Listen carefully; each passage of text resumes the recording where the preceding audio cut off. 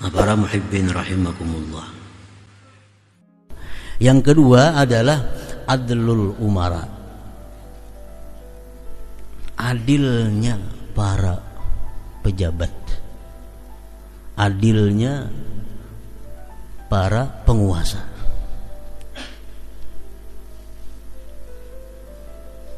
Ini mengundang berkah dari Allah Subhanahu wa taala. Nengaran umara tuh di wadah kita ini ada tiga macam. Ada DPR, legislatif, masuk umara juga, plat habang juga itu. Nang kedua macam presiden sampai lurah, eksekutif ngarannya. Nah, nang ketiga bubuan jaksa hakim dan seumpamanya atau yudikatif. Nah, itu ngarannya umara. Nang tiga macam ini adil, datangan berkah lawan negeri kita. Datangan berkah. Tapi bila nang tiga macam ini kada adil, nah karing berkah kita. Hama banyak, pehumaan, tikus banyak. Ditarik Allah berkah daripada kita. Kayak apa maksudnya adilnya itu umara? Kadang-kadang tiap-tiap orang merasa aku adil aja. Lurah merasa adil, camat merasa adil, bupati merasa adil, DPR merasa adil. Adil menurut ukuran pikirannya. Adil lah kira-kira andai kata ini orang jadi anggota DPR, rakyat kalang kabut mau urusi menyagas kada ulihi, nya jauh-jauh keliling bermotor. Adil lah itu. Menurut pikirannya adil karena dia hakku ujarnya. Tapi kalau menurut pandangan agama apakah itu adil atau kada? Nah, hal-hal macam ini yang kita kada terasa yang menarik berkah dari negeri kita. Kita kering berkah karena hal-hal yang seperti itu. Yang kedua adlil umara. Orang-orang penegak hukum, orang-orang yudikatif, orang memperkosa, membunuh dihukum 5 tahun. Adil lah itu. Menurut pandangan agama.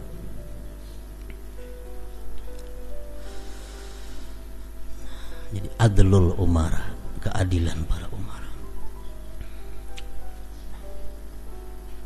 Yang ketiga, amanatut tujar, amanahnya para pemegang ekonomi, amanahnya para pedagang, amanahnya para pengusaha, amanahnya para pengusaha, pemborong, pedagang, pengincir, pemartai, agen, subagen, amanah. Orang memborong mesti sekian, jangan dikurang. Itu ngarannya amanah. Orang nang berdagang nang asli padahan asli, nang kada padahan kada, itu ngarannya adalah amanah.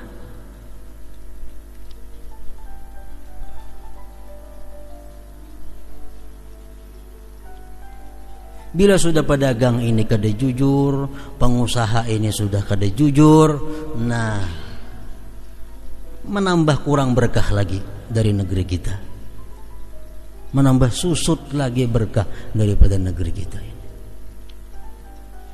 Jadi kita jangan merasa aneh atau saat kita kada ada lagi bisi minyak gas, kada ada lagi bisi gas, kada ada lagi bisi bensin.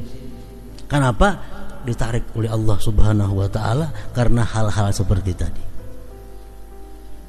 Amanahnya para pengusaha. Yang keempat adalah sidqul ujara, jujurnya pegawai, jujurnya buruh. Pegawai jujur, waktu kayak apa, dalam perjanjian kontrak waktu bekerja berapa jam, harus jujur. Sidqul ujara. Pegawai nang kada masuk kantor nang juu-juu ke situ kamari kada menjalankan tugas, itu bukan hanya membahayakan dirinya tetapi membahayakan secara umum kepada kita berataan. Kenapa? menyebabkan ditariknya berkah oleh Allah Subhanahu wa taala. Pegawai-pegawai, buruh-buruh yang kada jujur.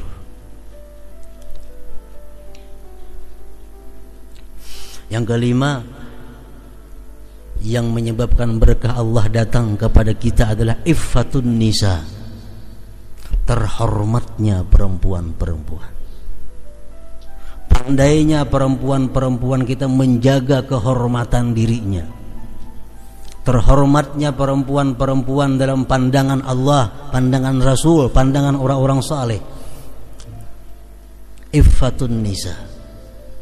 Kenapa terjadinya perzinahan, pemerkosaan? Karena perempuan tidak bersifat iffah. Negeri kita bisa datang berkah kalau perempuannya punya sifat iffah, pandai menjaga kehormatan diri. Perempuan-perempuan terhormat, perempuan-perempuan yang suka diam di rumah makin dihormati oleh Allah Subhanahu wa taala.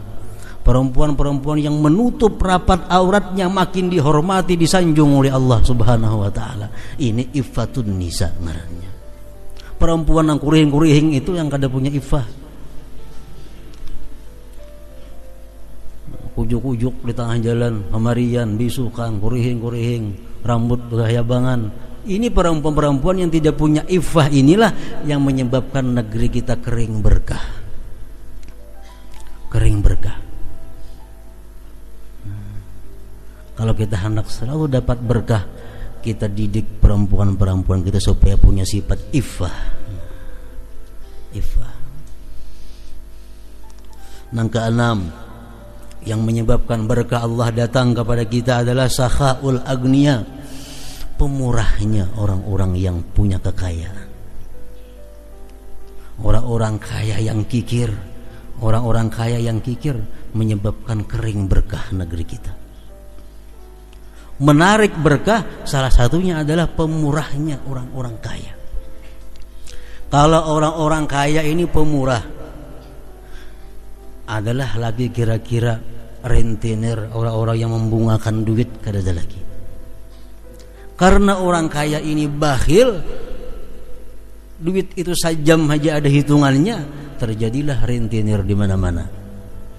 Mulai tingkat RT, desa, kecamatan sampai ke kabupaten, tersebar di mana-mana orang membungakan duit. Mulai daripada orang nang non muslim sampai orang nang 2-3 bulan sekali umrah, 4 bulan sekali umrah. Tapi gawiannya apa? Membungakan duit. Ini yang menyebabkan salah satu murka Allah kepada negeri kita. Nah, jadi mesti sakhaul agniya, murahnya orang kaya. Kalau orang kaya itu murah, kan ada hitungan bunga, minjam duit, diberiinya lagi. Ini jangan memberi, minta. Di wadah kita ini banyak orang-orang kita nang bagawi macam itu. Ada yang minjamakan duit 10%. Kalau 1 juta kita minjam 100.000 kena tambahnya sebulan. Ada lagi nang ulun dengar di Barabai ini orang minjamakan duit 1 juta bila semalaman 1.000. Bayangkan per malam. Minjam duit nah malam ini nah isok kena bayarnya 1.000 tuh kalau 1 juta minjam. Haji orangnya nih. Nah inilah penyakit kita. Jauh dengan sakhaul agniya. Coba semalaman 1.000.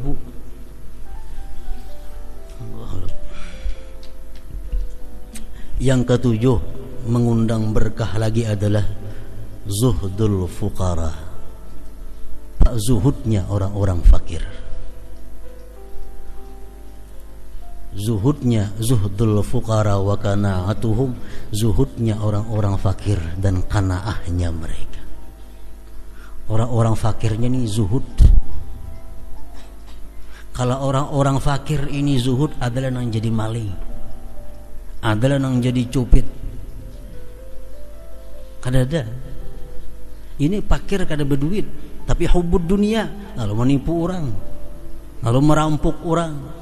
Jika orang fakir ni zuhud, datangan berkah kepada kita. Zuhdul fuqara. Yang kedelapan, birrul aulad lil aba wal ummahat. Yang mengundang berkah itu adalah baktinya seorang anak kepada ibu bapaknya. Anak yang durhaka berguncang aras. Di kampung kita saat berlima anak durhaka, hadangi aja bala. Anak-anak yang bakti kepada kedua orang tuanya itu adalah termasuk yang mengundang berkah di kampung kita, mengundang berkah di negeri kita. Birrul aulad lil aba wal ummahat. Yang kesembilan, zuhuru syiaril Islam, tampaknya syiar-syiar Islam. Di mana-mana langgar ada sembahyang berjamaah, subuhnya, isanya, maghribnya, kelima waktunya. Tiap-tiap langgar kada sunyi orang membesarkan syiar Islam. Kita ke Banjar subuh tuh, ke Banjarmasin kalau dihitung nang ada besubuh langgar-langgar di pinggir kartak nih tuh. Udah langgarnya baik-baik, kadap subuhnya. Artinya apa? Syiar Islam tenggelam di kampung itu. Makin banyak syiar Islam yang tenggelam di satu kampung, makin sedikit berkah yang tertinggal di kampung kita, di negeri kita. Yang ke-10, al-amru bil ma'ruf wan nahyu 'anil munkar. Menjalankan amar ma'ruf nahi munkar. Jadi dalam agama kita, di dalam agama Islam ini kada ada istilah napa manggaduhi aku, itu kada ada. Mesti digaduhi. Kita punya tetangga digaduhi, jangan kada digaduhi, mesti diurusi. Karena orang beriman ini adalah kalbunyanil wahid, seperti bangunan nang satu. Kada kawa kada saling menggaduhi. Menggaduhi aku jangan aku wah, ini kada orang Islam. Kalau dia merasa orang Islam, merasa untung digaduhi orang. Nah, kalau kita sudah punya prinsip masing-masingnya, ikam urus diri ikam, aku urus diriku. Nah, ini mengharingi berkah lagi, mengurangi berkah lagi.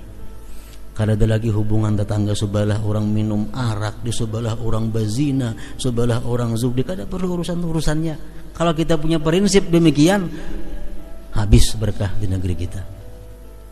Habis berkah. Islam itu ada amar ma'ruf nahi munkar, menjalankan amar ma'ruf nahi munkar. Nah, para muhibbin rahimakumullah, ini walau anna ahlal qura amanu wattaqau la fatahna alaihim barakatin minas sama. Allah yang bernama Nafi', yang memberikan manfaat kepada pribadi atau kepada satu negeri, itu ada sebabnya. Sebabnya apa? Itu negeri diberi Allah manfaat, diberi Allah berkah. Amanu wattaqau, mereka beriman dan takwa. Tandanya beriman bertakwa itu satu penduduk negeri, tampak 10 perkara tadi di tengah-tengah kehidupan mereka.